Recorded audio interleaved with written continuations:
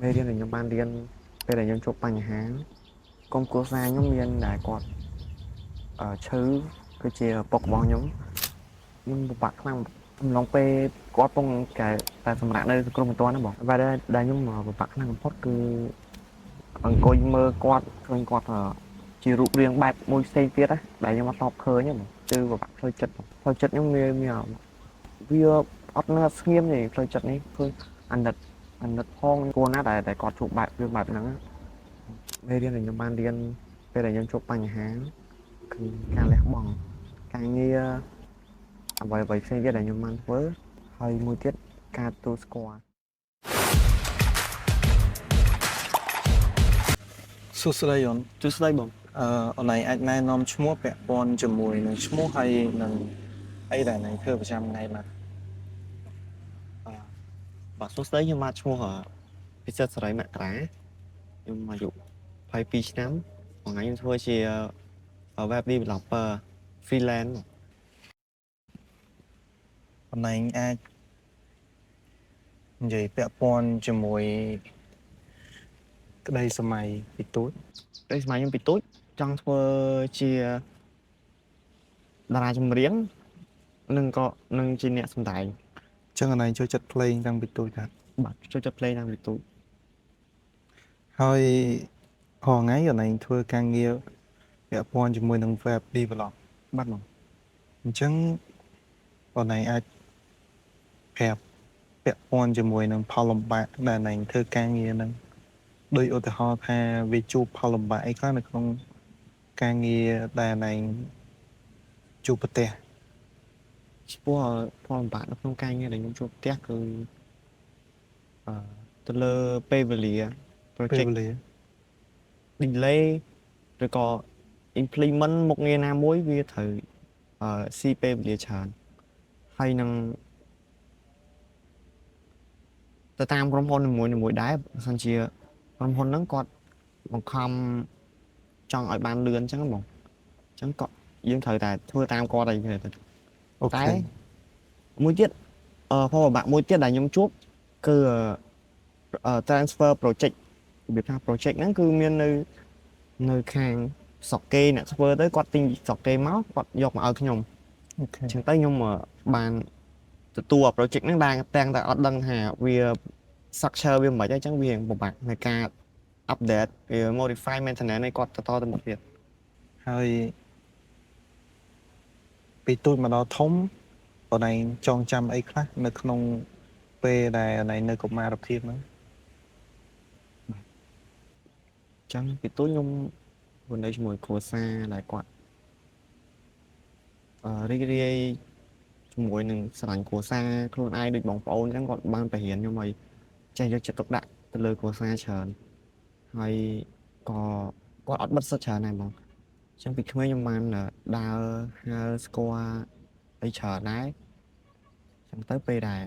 មកដល់ធំគឺអត់សូវខូចទេអត់សូវមានចិត្តមួយដែលចង់ខូចអីឬក៏ប្រព្រឹត្តអីខុសហ្មងជុំមានន័យថាអូនឯងកូនទីម៉ាននៅក្នុងគ្រួសារកូនបងកូនអញ្ចឹងទំនួលខុសត្រូវក៏ខ្ពស់ដែរថាបាត់អញ្ចឹងពេលដែលអូនឯងពីទូចមកដល់ធំអីដែលអូនឯងបានរៀនពីប៉ាម៉ាក់ឬក៏ការជំរុញទឹកចិត្តពីប៉ាម៉ាក់អូនឯងអ្វីដែលខ្ញុំរៀនគឺការចេះស្រឡាញ់បងប្អូនចេះចែកម្លែកទៅលើថាយើងរស់នៅក្នុងដំបូលតែមួយយើងត្រូវចេះចែកម្លែកគ្នាទៅលើអាហារទៅលើទឹកចិត្តតូចធំពេលបងប្អូនជួបការលំបាកអូខេពីទូចមកអូនឯងរស់នៅក្នុងគ្រួសារមួយដែលពោរពេញទៅដោយការស្រឡាញ់ក្តីស្រឡាញ់អញ្ចឹងពេលដែលអូនឯងមូលក្ខណៈថាពេលដែលអូនឯងប្រឡូកនៅក្នុងជីវិតមួយជាមនុស្សធំអូនឯងជួបផលលំបាកអីខ្លះនៅក្នុងសង្គមរាល់ថ្ងៃនៅក្នុងសង្គមមួយថ្ងៃខ្ញុំជួបផលលំបាកជាងគេគឺការអត់ចោះសម្រងជាមួយអ្នកដតីវាថា ក៏ដូចជាគាត់ខ្ញុំតាមស្គាល់បានមកទឹកក៏ដោយក៏អត់សូវចោះសម្រងបានវាសារអត់សូវ confident ទី2ខ្លាចចិត្តគេ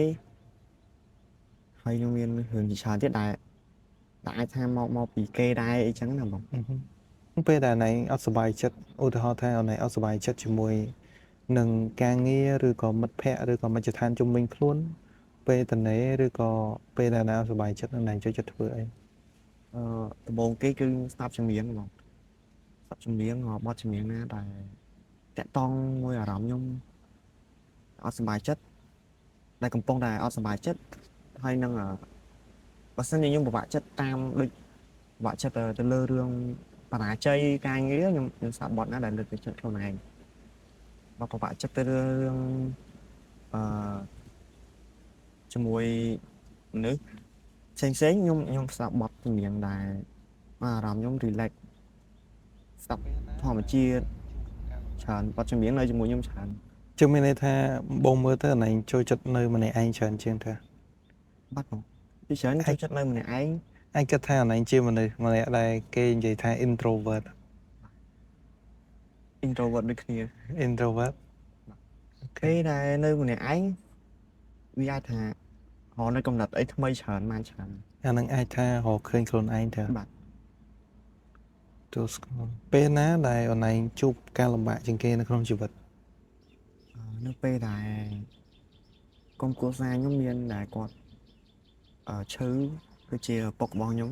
អូខេ ហ្នឹងគាត់បានទៅពេទ្យចូលពេទ្យសង្គ្រោះបន្ទាន់ទៅហើយបន្ទាប់មកចិត្តខ្ញុំចាប់ផ្ដើមបាក់ចិត្តខ្លាំងហ្មងពេលហ្នឹងដោយសារជាមួយទៅមានបងតុក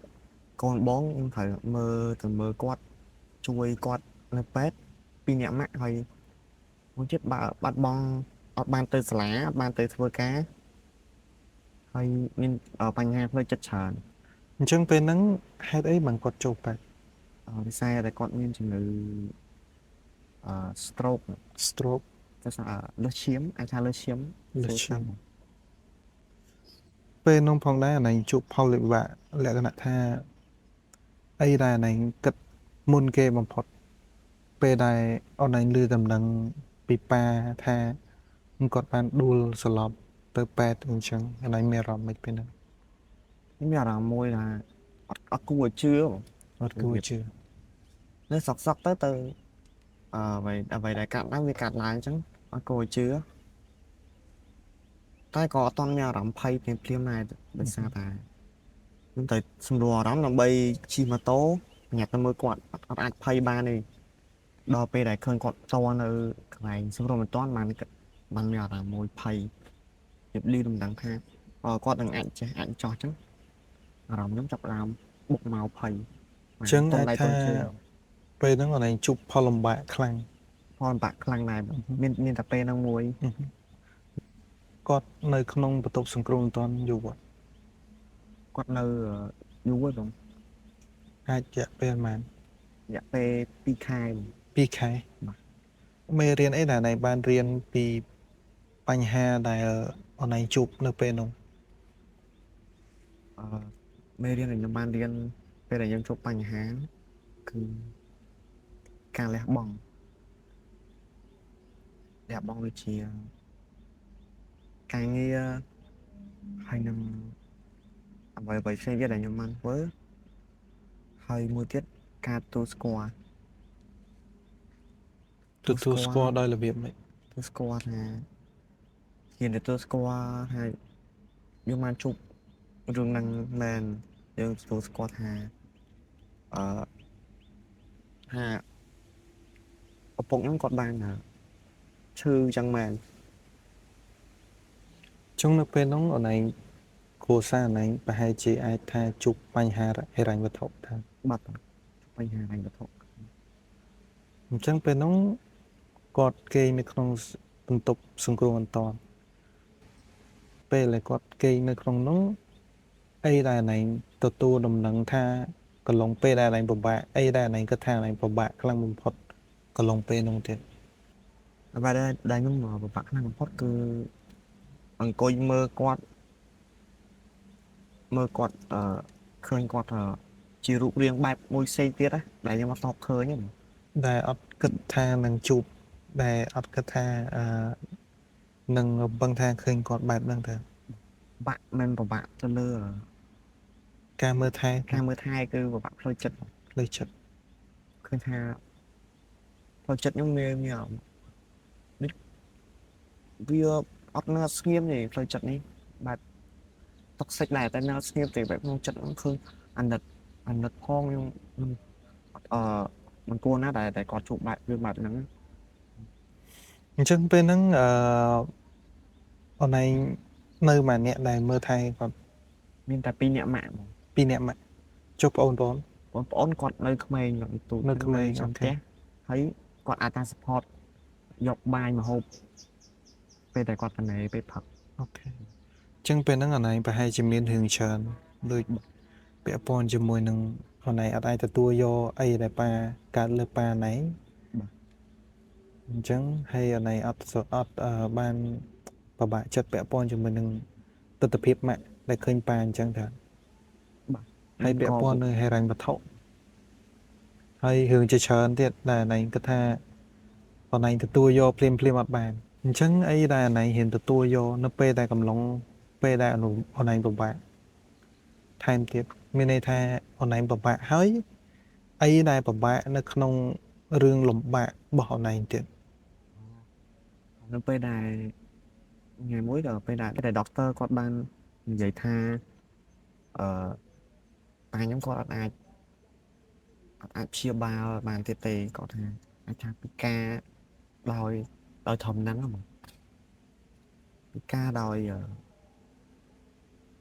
សូម្បីតែដកដង្ហើមក៏គាត់មិនអាចដកដង្ហើមខ្លួនឯងបានល្អដែរដកបានតែបន្តិចបន្តួចទៅគាត់បើសិនជាអត់អុកស៊ីហ្សែនគាត់នឹងទៅ អញ្ចឹងមានន័យថាគាត់រស់ដោយអុកស៊ីសែនទៅ បាត់បងរស់ដោយអុកស៊ីហ្សែន អញ្ចឹងពេលណាដែលអូនឯងនិងអ្នកផ្ទះបានធៀមចិត្តថាអូនឯងទទួលស្គាល់នៅអីដែលដុកទ័រគាត់ប្រាប់ ពេលដែល doctor ប្រាប់បានមួយថ្ងៃ ប្រាប់បានមួយថ្ងៃ មកខ្ញុំចាប់បានភាសាមួយម៉ាក់ហើយបានក៏ទទួលស្គាល់តែនៅតែយើងនៅតែមានកម្លាំងចិត្តនៅមើលគាត់រហូតដល់ដំណាក់កាលចុងក្រោយយើងអត់ចោះចាញ់បន្ទាប់ពីដឹងដំណឹងយើងភាសាគ្នាហើយថាទទួលស្គាល់សាប់តែខ្ញុំគាត់អាចថាកើតរឿងអត់ល្អលើគាត់ចឹងក៏តែនៅតែជំនះមើលគាត់សិនទេមានថ្ងៃមួយទៀតdoctor ក៏បានមកប្រាប់លើកទី2បងពេលហ្នឹងគាត់ថាអូខ្សោយមែនតើចឹងទៅក៏មានការសម្រេចចិត្តធំមួយនៅពេលដែលខ្ញុំសម្រេចចិត្តធំហ្នឹងក៏ doctor ថាប៉ាខ្ញុំគាត់អាចនឹងកាំងបេះដូងចឹងទៅក៏សម្រេចចិត្តហ្នឹងមួយម៉ាក់ថានៅមើលគាត់បន្តនៅពេទ្យឬក៏យកគាត់ទៅស្ដាប់ធម៌ដើម្បីឲ្យគាត់ទទួលបានធម៌ចាស់បានមើលមុខបងប្អូនបានមកមើលមុខទាំងអស់គ្នាអញ្ចឹងអញ្ចឹងការសម្រេចចិត្តហ្នឹងវាពិបាកចិត្តមួយចង់ឲ្យគាត់នៅពេទ្យហ្នឹងដើម្បីគាត់ថាគាត់អាចនឹងជាដោយសារ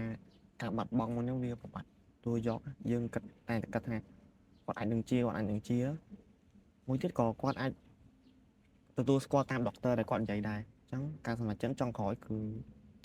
ជូនគាត់ទៅស្ដាប់ធម៌មែនហើយម្លងនឹងដែរក៏បានចាស់បានបងប្អូនគាត់បានមកមើលមុខចុងក្រោយហើយនឹងជួបហើយនឹងជាចុងក្រោយគឺជួបការទទួលស្គាល់ដ៏ធំមួយគឺវាមកដល់តែម្ដងការទទួលស្គាល់ហ្នឹងហ្មង រឿងអីដែលអូនឯងបានគិតបន្តកន្លងពេលដែលអូនឯងជួបបញ្ហាហ្នឹង គឺចាប់ផ្ដើមអ្វីថាថ្មីដោយអត់មានគាត់ អត់មានប៉ាចាប់ផ្ដើមពីចំណុចណា ចាប់ផ្ដើមពីចំណុចមួយដែលត្រូវរៀនកែទម្លាប់ខ្លួនឯងទីមួយទម្លាប់ហិរញ្ញវត្ថុចេះមើលចេះទុកដាក់លុយទុកដាក់ហិរញ្ញវត្ថុហើយនឹង ខ្វល់ពីគ្រួសារបានច្រើនជាងមុនវិសាអត់មានមេគ្រួសារទេអញ្ចឹងខ្ញុំក៏ជាមេគ្រួសារមួយបន្ទាប់ពីគាត់ដែរបន្ទាប់ពីម៉ាក់អញ្ចឹងខ្ញុំជាកូនបងអញ្ចឹងទៅបងប្អូនត្រូវមើលថែបងប្អូនបន្តហើយនឹងផ្ទះសំបែងអ្វីទៅអ្វីដែលប៉ាធ្លាប់ធ្វើពីមុនគឺខ្ញុំកាន់រ៉ូលរបស់គាត់កាន់តួគាត់ ចឹងអនឡាញទៅថាអនឡាញមានទំនួលខុសត្រូវខ្ពស់ហើយបន្ទាប់ពីបាត់បង់មនុស្សជាទីស្រឡាញ់បងហើយ បាទខ្ញុំគាត់ទៅគួរដែរ បើសិនជារឿងទាំងអស់នោះអត់តន់កាត់ឡើងហើយអីដែលណៃនឹងធ្វើសម្រាប់ប៉ាឬក៏គ្រួសារណៃ ដូចសម័យដែលគាត់ចង់បានក៏គាត់ចង់ឃើញជោគជ័យទៅលើការរស់នៅហើយនឹងការធ្វើការហើយនឹងធ្វើជាមនុស្សម្នាក់មួយដែលម៉ឺងម៉ាត់ដែលច្បាស់លាស់ អាហ្នឹងជាក្តីសម័យដែលគាត់ចង់ឃើញចុះអីដែលណៃគាត់ថាណៃចង់បំពេញបំណងអីគាត់ គឺទិញរបស់ដែលគាត់ចង់បានគាត់ ទិញរបស់ដែលគាត់ចង់បានអីដែលគាត់ចង់បានបំផុត ចង់បានផ្ទះថ្មី គាត់ចង់បានផ្ទះមានន័យថាជំរកនៅជុំគ្នាទៅ បាទ បើសិនជាអីដែលណៃអាចអរគុណទៅកាន់ប៉ាបានអីដែលណៃអរគុណទៅកាន់គាត់ ចង់អរគុណទៅកាន់គាត់ដែលបានបដៅខ្ញុំកន្លងមកហើយនឹងមើលឃើញចំណុចខ្សោយខ្ញុំច្រើនដោយសារគាត់នៅតែមើលខ្ញុំនៅជាកូនក្មេងអញ្ចឹងអីក៏ដោយគាត់អាចថាឃើញខ្ញុំចំណុចខ្សោយច្រើនអរគុណទៅលើបដៅការជេរស្ដីរបស់គាត់គឺ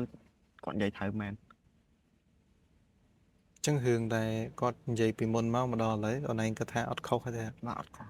ចឹងពីអីដែលណៃចង់អរគុណខ្លួនឯង ខ្ញុំចង់អរគុណខ្លួនឯងចំពោះការធ្វើចិត្តបានលឿនមកអត់បាក់ទឹកចិត្តអត់បាត់បង់អារម្មណ៍អីមួយនៅតែបន្តភារកិច្ចពីគាត់មើលថែគ្រួសារមើលថែម៉ាក់ហើយក៏អរគុណខ្លួនឯងដែលធ្លាប់បាត់បង់នៅអ្វីគ្រប់យ៉ាងពេលដែលជួបរឿងពិបាកបំផុតដែលគាត់ដេកក្នុងមន្ទីរពេទ្យហ្នឹងខ្ញុំបាត់បង់អ្វីគ្រប់យ៉ាងខ្ញុំលះបង់ចោលទៅឥឡូវខ្ញុំបានចាប់វាមកវិញដោយល្អវាអត់មានថាបាត់បង់តទៅមុខទៀតហ្នឹង សិនជាអូនឯងគិតថាមុនពេលដែលប៉ាបានចែកឋានទៅហើយនឹងក្រោយពេលដែលប៉ាចែកឋានទៅវាខុសគ្នាមិនជីវិតអូនឯងពីរហ្នឹង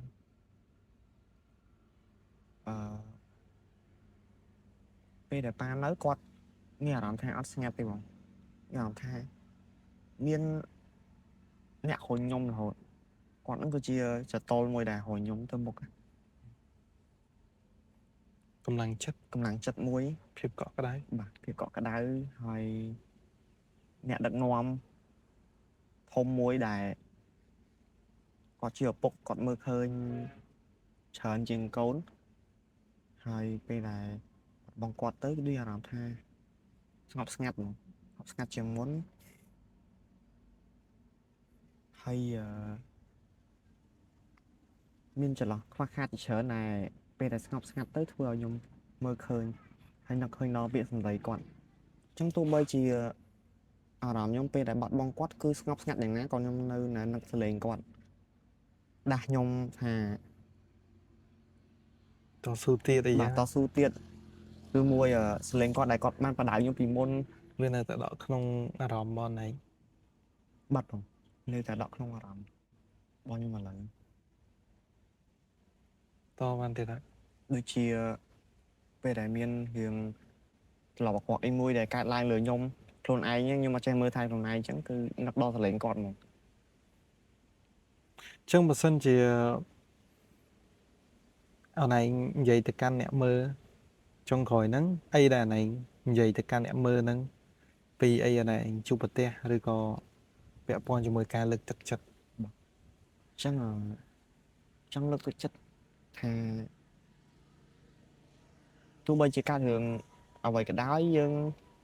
រក្សាភាពជាខ្លួនឯងយើងទទួលស្គាល់អ្វីដែលខ្លួនឯងជួបហើយហ៊ានមើលថែអឺគ្រួសារហ៊ានមកនៅក្នុងន័យថាយកចិត្តទុកដាក់សិក្សាពីគាត់ពេលដែលគាត់ចាស់ទៅគ្រួសារមិនថាពុកម្ដាយមិនថាមីងពូនៅតែយើងស្រឡាញ់អញ្ចឹងពេលដែលគាត់ចាស់ឬក៏គាត់ជួបរឿងលំបាកអីមួយយើងត្រូវសិក្សាពីគាត់ឲ្យយល់ថាតើយើងនឹងជួយគាត់បែបណានេះជាកំហុសខ្ញុំមួយដែលខ្ញុំអត់បានសិក្សាពីប៉ារបស់ខ្ញុំសិក្សាក្នុងន័យថាឥឡូវនេះគាត់ឈឺប៉ុន្តែគាត់ឈឺក្នុងន័យថានៅចំណុចមួយអត់ទាន់ហានិភ័យគាត់អាចមើលថែខ្លួនឯងមែនប៉ុន្តែក៏គាត់ចង់បានការលើកទឹកចិត្តពីកូនដែរអញ្ចឹងខ្ញុំរវល់ធ្វើការចេញពីធ្វើការទៅរៀនឲ្យចូលផ្ទះយប់អញ្ចឹងអត់បានមើលថែគាត់ពេលទាំងនេះក៏អត់សូវបាននិយាយជាមួយគាត់ច្រើនដែរទៅអាពេលដែលជំងឺគាត់អញ្ចឹងតែខ្ញុំបានជួយគាត់ទៅលើការងារគាត់វិញតែរឿងជំងឺគឺសំខាន់បើសិនជាគាត់ឈឺគាត់ជួបរឿងលំបាកអញ្ចឹងត្រូវសិក្សាពីគាត់ដើម្បីរកដំណោះស្រាយជួយគាត់ក៏ពិតពុកម្ដាយទាំងអស់ក៏គាត់ចង់បានការលើកទឹកចិត្តពីកូនចង់បានអារម្មណ៍ការមើលថែពីកូនវិញផងដែរអញ្ចឹងខ្ញុំចង់សំណូមពរឲ្យអ្នកមើលគឺគាត់ព្យាយាមថែរក្សាផ្លូវចិត្ត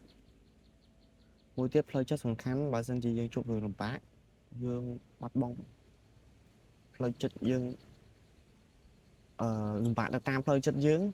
គឺវាអត់ទទួលបានអីល្អមកវិញទេទោះបីជាជួបរឿងបាក់ទូយកដូចខ្ញុំដូចជាបាត់បង់លទ្ធិស្រឡាញ់ក៏ពួកគាត់មិនចង់ឲ្យយើងទៅឈឺចាប់ដោយសារបាត់បង់គាត់ដែរគាត់នៅតែចង់ឲ្យយើងរឹងប៉ឹងរហូតដូចជាខ្ញុំបាននិយាយទោះបីជាគាត់នៅក៏គាត់ស្ដីឲ្យខ្ញុំជំរុញខ្ញុំធ្វើអីមួយឲ្យល្អដែរអញ្ចឹងយើងត្រូវទទួលស្គាល់ហើយហ្នឹងហើយមួយវិញទៀតចង់ឲ្យមានការស្រឡាញ់គ្នាអនុគ្រោះឲ្យគ្នារវាងការរស់នៅក្នុងគ្រួសារបងប្អូនថាមានអ្វីកើតឡើងបន្តិចបន្តួចឬក៏ផ្នែកអរិញវត្ថុក៏ដោយក៏ត្រូវអនុគ្រោះគ្នាយើងមានរឿងអីយើងអាចនិយាយគ្នាឲ្យច្បាស់លាស់តើយើងនៅអនុគ្រោះឲ្យគ្នាច្រើន តើយើងនៅមានជីវិតតើយើងនៅរស់បានល្អមានអីហូបយើងត្រូវតែអនុគ្រោះឲ្យគ្នាចុះមិនដឹងថាថ្ងៃមុខយើងជួបរឿងអីខ្លះយើងអាចជួយគ្នាវិញទៅមកបានអត់ចឹងបងអរគុណវគ្គរាដែលចំណាយពេលវេលាដ៏មានតម្លៃសម្រាប់ចូលរួមនិងចែកម្លែកបទពិសោធន៍ជីវិតពាក់ព័ន្ធជាមួយនឹងរបៀប start from zero វិញមានន័យថាជីវិតពេលដែលធ្លាក់ដល់0ហើយយើងងើបឡើងវិញអញ្ចឹងបងអរគុណច្រើនបាទខ្ញុំអរគុណបងដូចគ្នាដែលបាន invite ខ្ញុំមកនិយាយរឿងដែលខ្ញុំចង់និយាយយូរហើយដោយសារពេលខ្លះរឿងខ្លះយើងអាចទុកនៅក្នុងចិត្តយូរយើងចង់និយាយទៅកាន់មិត្តភ័ក្តិទៅកាន់បងទៅកាន់អ្នកទាំងអស់គ្នាអីក៏បានធូរចិត្តហើយចែកម្លែកបទពិសោធន៍មួយដែលអាចថា support ជួយទៅកាន់ផ្នែកកំណត់គាត់ថ្ងៃក្រោយដែលទស្សនិកជនគាត់មើលអញ្ចឹងគាត់អាចធ្វើទៅតាមបានអរគុណច្រើនអរគុណច្រើន